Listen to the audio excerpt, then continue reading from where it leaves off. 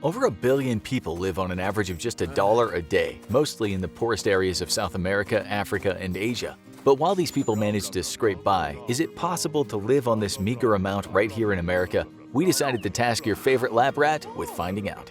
Week 1. $1 a day. When I was first given this challenge, I thought I was going to get sent to some remote village somewhere, like that one documentary film. Turns out Infographics expected me to somehow live on a single dollar a day right here in the US. Initially, I was confident it was impossible. Well, I'm pretty stubborn, so I took the challenge anyway. 30 days, $30. At least Infographics will be happy with the expense budget for this one. Now, I have advantages that people really living on $1 a day can't have. For instance, I don't have to pay rent or utilities on my budget because that'd be impossible, and I don't fancy living on the streets again for the show.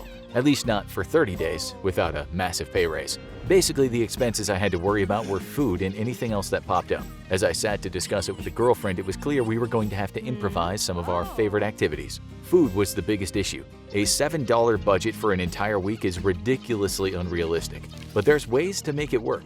First, I immediately forgot about eating 3 square meals a day. I'd eat 1 meal at most, and I made sure that that meal is free.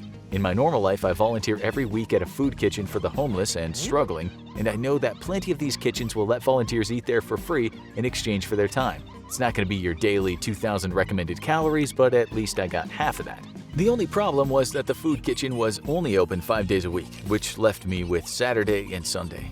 It was time to buy cheap food, and you're probably already thinking about hitting up a local dollar store. Problem is that these stores will force you to buy a minimum amount of their cheap food, like 12 cans for $12, which was way out of my budget. So instead I went to a regular store and I bought eggs and a loaf of French bread. For $2 I got a case of 18 eggs at Albertsons, and another $2 got me a loaf of freshly made French bread. Eggs are packed with calories and nutrients, the perfect thing to get into your body for cheap. Bread itself is quite filling, which can curb your hunger pangs. Next I rode my bike to every fast food joint I could get to and hit up their condiment section. I was after one thing, mayonnaise. And when I finally found a place with mayo, I grabbed a handful of packets and shoved them in my pocket. Mayo is very high in calories and again good for filling you up and giving you energy. I was already seeing my eating practices as one of my survival challenges. Only this time, instead of budgeting energy, I was budgeting money and trying to get the most calories for my cash. Once I got home, I hard-boiled some eggs and made an egg sandwich. Simple, decently delicious, and cheap. Still went to bed with a rumbling tummy, especially since the girlfriend had a full-on dinner since she's not part of the challenge. But hey, I've gone hungry before out in the bush. Me and the girlfriend are pretty sick of spending time in the house, so this challenge gave us an opportunity to get some free entertainment in. We busted out our rollerblades and tore up the beach boardwalk, our dog running after us on the leash. That was a little too energy intensive for me though, since I was basically getting half the calories I normally get, so we had to take it easy after that. Turns out finding free things to do that are actually fun is kinda hard, because I was budgeting gas money into any driving we did for entertainment, so we ended up driving nowhere. First week down and I'd spent roughly $5 with $25 to go. Week 2.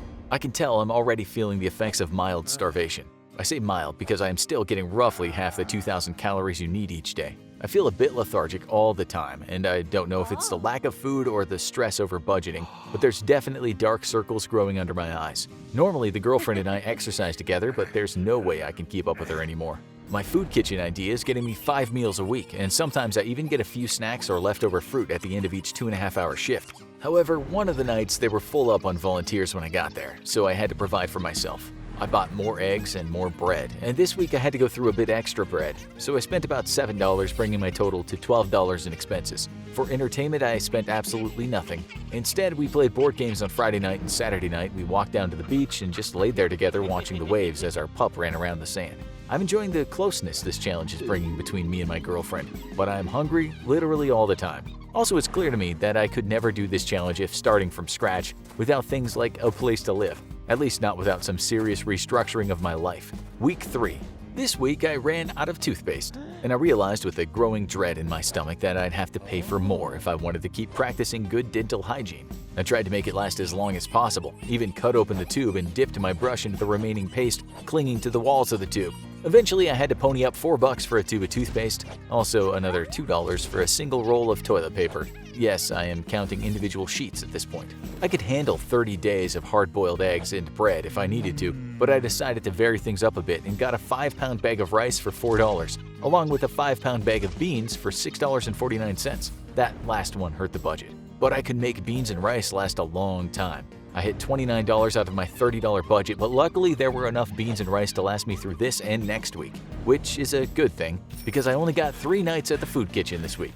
Since I can't drive there because I can't afford gas, I have to bike and others beat me there, even when I was leaving early. 2 nights this week they were already full on volunteers, so beans and rice it was. By now I have definitely noticed a marked change in my weight. I've lost a whopping 7 pounds in the last 3 weeks and my energy is very, very low. I swear even my face is starting to look gaunt, and the bags under my eyes are only getting worse. The girlfriend is legitimately concerned, but I only have 1 week left. Week 4.